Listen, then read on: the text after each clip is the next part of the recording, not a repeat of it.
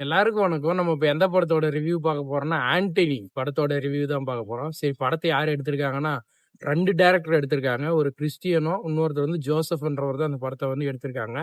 படத்துல என்ன கான்செப்ட்னா வந்து, இவர் முடியாத ஒரு கடல் பயணத்துல போயிட்டு மீன்கள புடிச்சிட்டு வர்றது இது இவருக்கு ரொம்ப பிடிக்கும். இதே பார்த்துட்டு நம்ம ஊர்க்காரங்க எல்லாமே வியந்து போயிருவாங்க. இவன் மட்டும் எப்புட்றா போயிட்டு மீன புடிச்சிட்டு உயிரோட வந்துர்றான். அதுவும் வந்து கடல் தாண்டி போயிட்டு நம்மளுடைய எல்லைய தாண்டி போய் புடிச்சிடுறான்னு சொல்லி எல்லாருக்குமே ஒரு ஆச்சரியமா இருக்குது. இவர பார்க்கும்போது வந்து சில பேருக்கெல்லாம் மரியாதையாவும் இருக்குது.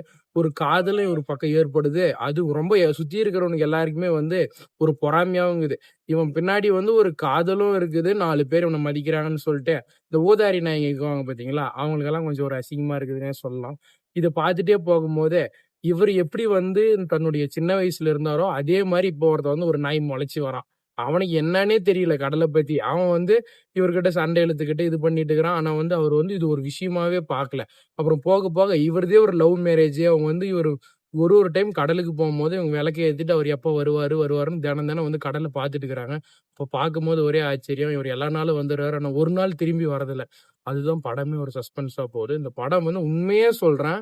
ரொம்ப ரொம்ப சூப்பரா இருக்குது. எந்த ஒரு இடத்துலயுமே லேகே இல்லன்னு தான் சொல்லணும். மறுபடியும் அடுத்த பட ரிவ்யூல பார்க்கலாம்.